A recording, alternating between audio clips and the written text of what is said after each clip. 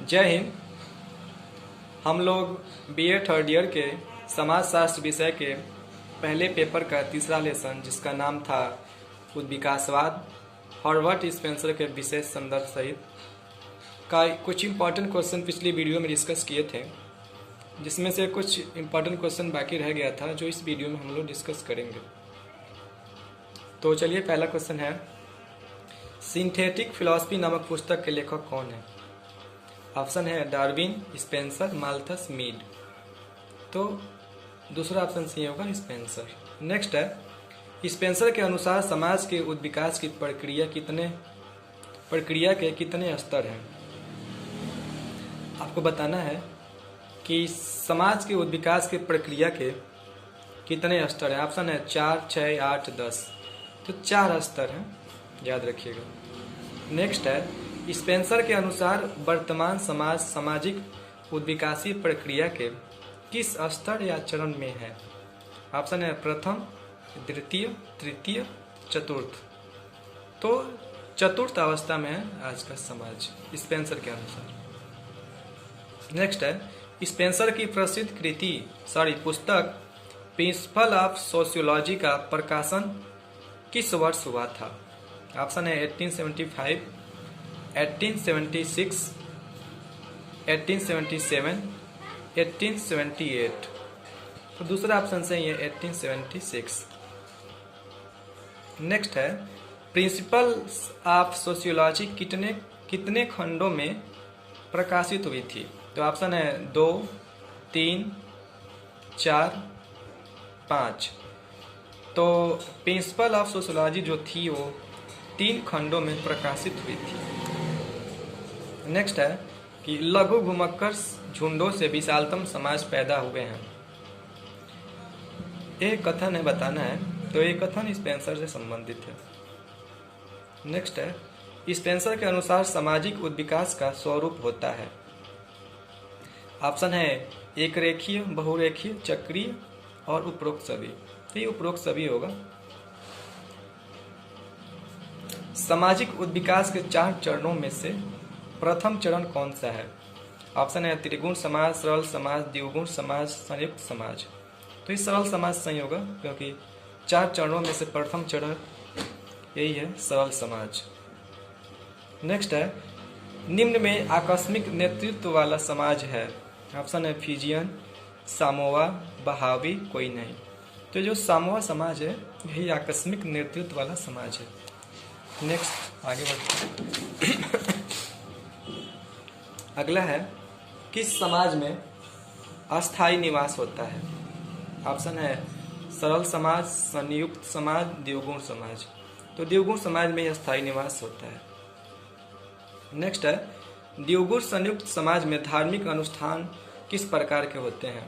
Option है निश्चित, कठोर, जटिल, उपयुक्त सभी। तो ही सही होगा, उपयुक्त सभी।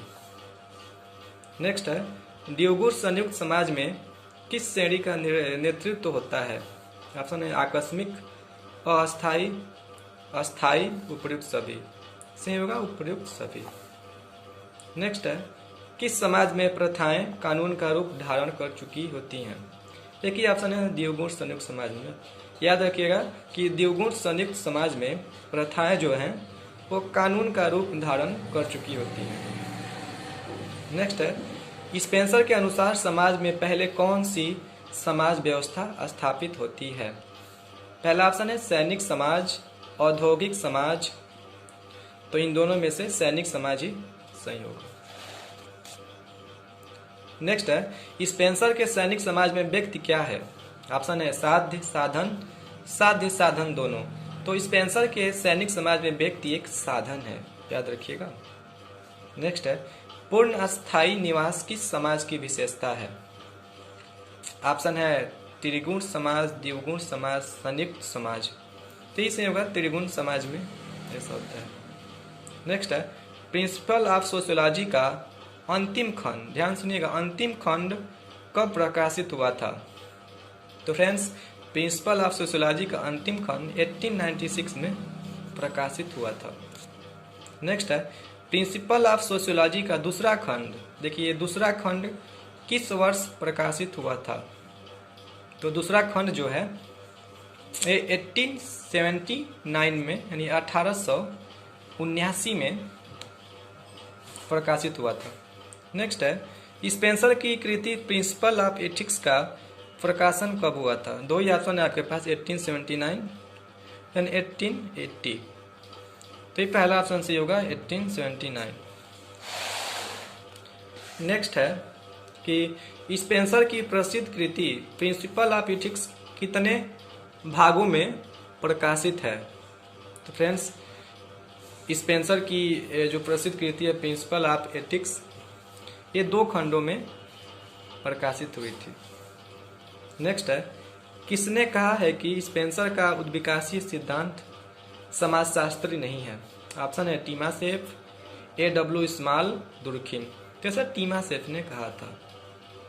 नेक्स्ट है प्रिंसिपल्स ऑफ एथिक्स का अंतिम भाग कब प्रकाशित हुआ था? ऑप्शन है 1892, 1893, 1894। तो इसी होगा 1893 में प्रकाशित हुआ था। नेक्स्ट है डार्विन के अनुसार प्रकृति किसका चयन करती है? ये ऑप्शन से होगा जो योग्य हो उसी का चयन करती है। नेक्स्ट है स्पेंसर के अनुसार निम्न में से क्या राज्य का कार्य नहीं है? ऑप्शन है व्यक्ति के अधिकारों की रक्षा, बाह्य आक्रमण रक्षा, सबको शिक्षा प्रदान करना, उपयुक्त सभी। तो ये दोस्तों ये जो व्यक्ति के अधिकारों की रक्षा है और बाह्य आक्रमण रक्षा है, दोनों तो है राज्य का कार्य है, लेकिन ये जो सबको शिक्षा प्रदान करना यह राज्य का कार्य नहीं माना जाता है। नेक्स्ट है निम्न में से कौन सामाजिक डार्विनवाद का समर्थक है? ऑप्शन है वेबर, मीड, वाल्टर बेजहार्ट, कोई नहीं। तो तीसरा ऑप्शन सही होगा वाल्टर बेजहार्ट। नेक्स्ट है निम्न में से कौन सामाजिक डार्विनवाद का समर्थक नहीं है? ऑप्शन है रेजनहोफर, टीमासेफ, समनर, हक्सले। तो टीमासेफ ही जो है वो सामाजिक डार्विनवाद के समर्थक नहीं है। नेक्स्ट है सामाजिक डार्विनवाद का प्रणेता किसे कहते हैं? ऑप्शन है रेजनहोफर, कार्ल मार्क्स, डार्विन, स्पेंसर। तो स्पेंसर को कहते हैं। नेक्स्ट है स्पेंसर द्वारा प्रतिपादित सिद्धांत है। ऑप्शन है अस्तित्व के लिए संघर्ष, योग्यता की उत्तरजीविता। तो इससे होगा पहला अस्तित्व के लिए संघर्ष। आगे बढ़ते हैं। नेक्स्ट है मॉर्गन ने मानव समाज के विकास के कितने स्तरों की बात की है? ऑप्शन है 2, 3, 4, 5। तो 3 स्तरों की बात की थी मॉर्गन ने। नेक्स्ट है मॉर्गन के अनुसार निम्न में से क्या मानव समाज के विकास का एक स्तर नहीं है? 4 ऑप्शन है, बताना है कौन इसमें से मानव समाज के विकास का एक स्तर नहीं है। पहला ऑप्शन है जंगली अवस्था, दूसरा है बर्बर अवस्था, सभ्य अवस्था एंड पशुचारण अवस्था। यही होगा, पशुचारण अवस्था उसमें नहीं था। नेक्स्ट है विकास के परिवर्तन चक्र को स्पष्ट करते हुए स्पेंसर ने भौतिकी के किस नियम का उल्लेख नहीं किया था? तो ऑप्शन है एकता का नियम, शक्ति के अस्थायित्व का नियम, गुरुत्वाकर्षण का नियम और नीति के परिवर्तन का नियम। तो जो तीसरा नियम था गुरुत्वाकर्षण का नियम, इसी का प्रयोग नहीं किया था। नेक्स्ट है कि निम्न में से कौन सी पुस्तक स्पेंसर द्वारा लिखित है? ऑप्शन है आपके पास essay in sociological theory, principles of psychology, reason and unreason in society और लास्ट है उपयुक्त सभी। तो जो दूसरा ऑप्शन आप देखें हैं प्रिंसिपल ऑफ साइकोलॉजी, यही सही होगा। नेक्स्ट है प्रिंसिपल्स ऑफ साइकोलॉजी कितने भागों में प्रकाशित हुई थी? तो ऑप्शन है 8, 6, 4, 2। तो फ्रेंड्स प्रिंसिपल ऑफ साइकोलॉजी 2 खंडों में प्रकाशित हुई थी। नेक्स्ट है विकास के परिवर्तन चक्र को स्पष्ट करते हुए स्पेंसर ने भौतिकी के किस नियम का उल्लेख नहीं किया है? ऑप्शन है पलवन का नियम, रूपांतर और समानता का नियम, पदार्थ के अविनाशिता का नियम, उपयुक्त सभी। ये पहला ऑप्शन जो है पलवन का नियम, यही होगा सही, क्योंकि इसी का उल्लेख स्पेंसर ने नहीं किया था। नेक्स्ट है कि स्पेंसर ने 8 विस्तृत एटलस का प्रकाशन अपनी किस पुस्तक में किया था। ऑप्शन है social statics, principles of psychology, descriptive sociology, principles of sociology. तो जो तीसरा ऑप्शन है डिस्क्रिप्टिव सोशोलॉजी, इसी में किया था। नेक्स्ट है स्पेंसर कृत डिस्क्रिप्टिव सोशोलॉजी का प्रकाशन किस वर्ष हुआ था। ऑप्शन है 1896, 1897, 1898, 1899। तो फ्रेंड्स ये जो पहला ऑप्शन है 1896 यही सही होगा। नेक्स्ट है स्पेंसर ने उद्विकासीय विकास सिद्धांत को स्पष्ट करते हुए किस क्षेत्र के 7 नियमों का उल्लेख किया है। ऑप्शन है खगोलिकी, भौतिकी, गणित और तर्कशास्त्र। ये भौतिकी सही होगा। ये भौतिकी का ही 7 नियम का उल्लेख स्पेंसर ने किया था। नेक्स्ट है प्रिंसिपल्स ऑफ बायोलॉजी के लेखक कौन है। तो प्रिंसिपल्स ऑफ बायोलॉजी के लेखक स्पेंसर हैं, याद रखिएगा। नेक्स्ट है प्रिंसिपल्स ऑफ बायोलॉजी कितने खंडों में विभाजित है। फ्रेंड्स ऑप्शन है 2, 3, 4, 5। तो जान लीजिए कि प्रिंसिपल्स ऑफ बायोलॉजी 2 खंडों में विभाजित है। नेक्स्ट है प्रिंसिपल्स ऑफ बायोलॉजी का प्रथम खंड किस वर्ष प्रकाशित हुआ था। ऑप्शन है 1862, 1863, 1864, 1865। तो फ्रेंड्स जो प्रिंसिपल्स ऑफ बायोलॉजी का प्रथम खंड 1864 में प्रकाशित हुआ था। नेक्स्ट है स्पेंसर का सामाजिक डार्विनवाद किस सिद्धांत पर आधारित है। पहला है ऑप्शन है पहला कि अस्तित्व के लिए संघर्ष, हस्तक्षेप का नियम, युद्ध का सिद्धांत एंड उपयुक्त सभी। यही सही होगा, उपयुक्त सभी। नेक्स्ट है मानव के आर्थिक जीवन के विकास के कितने स्तर हैं। अब मानव के आर्थिक जीवन के विकास के कितने स्तर है बताने हैं आपको। ऑप्शन है 2, 4, 6, 8। तो 4 स्तर हैं। नेक्स्ट है कि मार्गन द्वारा वर्णित बर्बर अवस्था के कितने स्तर हैं। तो फ्रेंड्स मार्गन द्वारा वर्णित बर्बर अवस्था के 3 स्तर हैं। नेक्स्ट है निम्न में से एक मानव के आर्थिक जीवन के विकास का स्तर नहीं है। ऑप्शन है चारागाह स्तर, कृषि, बाजार एंड औद्योगिक। तो ये जो तीसरा ऑप्शन है बाजार ही नहीं है। नेक्स्ट है पारिवारिक जीवन के विकास के सिद्धांत को प्रस्तुत करने वाला विचारक कौन था। ऑप्शन है एंजल्स, मार्गन तथा बेकोफन, वेबर। तो ये दूसरा ऑप्शन सही होगा, मार्गन तथा बेकोफन। नेक्स्ट है लुइस मार्गन ने परिवार के विकास के सिद्धांत के कितने स्तरों का उल्लेख किया है। ऑप्शन है 2, 4, 3, 5। तो 5 सही होगा, 5 स्तरों का उल्लेख किया था। नेक्स्ट है निम्न में से एक पारिवारिक जीवन के विकास का चरण नहीं है। पहला ऑप्शन है समरक परिवार, मातृसत्तात्मक परिवार, पितृसत्तात्मक परिवार एंड समूह परिवार। तो दूसरा जो ऑप्शन है मातृसत्तात्मक परिवार ही नहीं है। नेक्स्ट है मार्गन के पारिवारिक विकास का अंतिम चरण है। ऑप्शन है समूह परिवार, समरक परिवार, एकल विवाही परिवार, पितृसत्तात्मक परिवार। इसमें होगा एकल विवाही परिवार। नेक्स्ट है मार्गन के पारिवारिक विकास का प्रथम चरण है। तो देखिए प्रथम और अंतिम दोनों चरण ही एकल विवाही परिवार है। आगे बढ़ते हैं। कला के विकास के सिद्धांत को किस विचारक ने प्रस्तुत किया था। ऑप्शन है मार्गन, हेडन, टायलर, गिन्सबर्ग। तो हेडन सही होगा।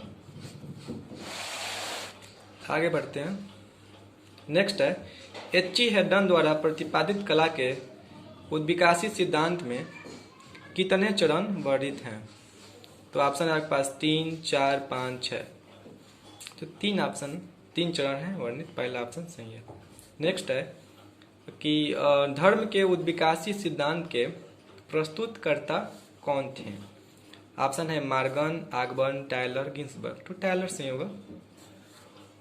नेक्स्ट है गिन्सबर्ग के अनुसार उद्विकास के कितने कारक हैं।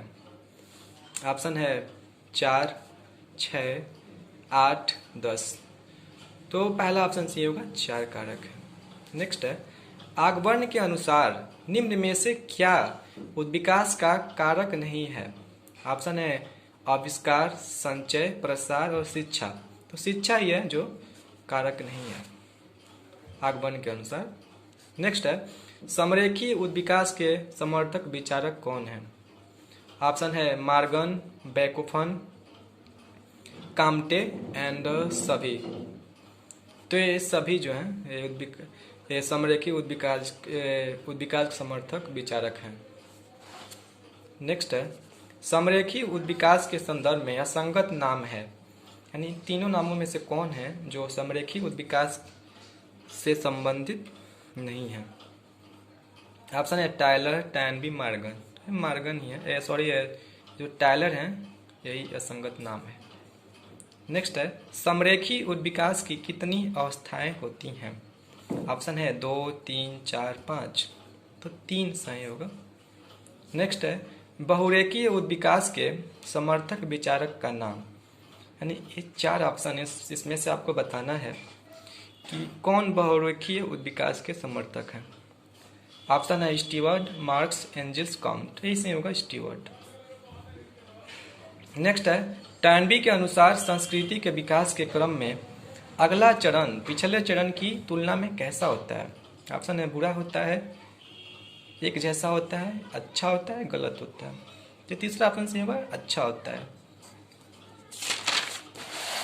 नेक्स्ट है कि चक्रीय विकास के प्रमुख विचारक का नाम बताइए।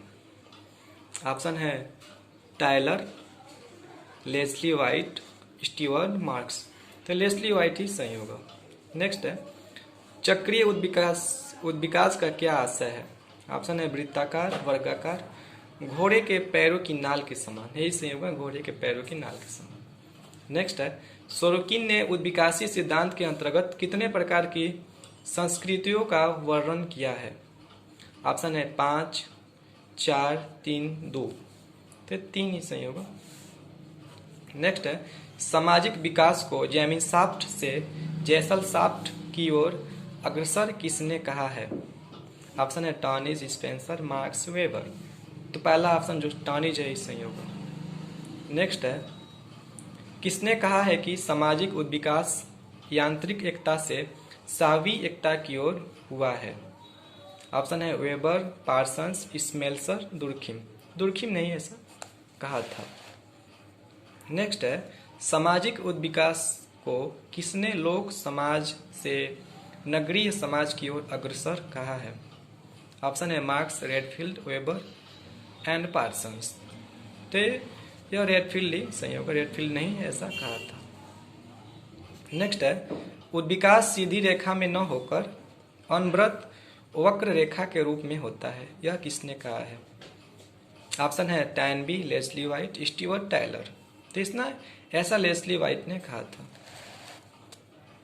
नेक्स्ट है, चक्रीय उद्विकास के समर्थक विचारक कौन है? ऑप्शन है स्पेंगलर, सोरोकिन, टैनबी और सभी। ये सभी हैं। नेक्स्ट है, सोरोकिन किस उद्विकासवादी सिद्धांत के समर्थक हैं? ऑप्शन है चक्रीय उद्विकास, बहुरेखीय उद्विकास। तो जो सोरोकिन थे वो चक्रीय उद्विकास से संबंधित है। तो दोस्तों हम लोग तीसरे चैप्टर का भी क्वेश्चन कंप्लीट कर चुके हैं। अब अगले वीडियो में हम लोग चौथा चैप्टर शुरू करेंगे। Thank you.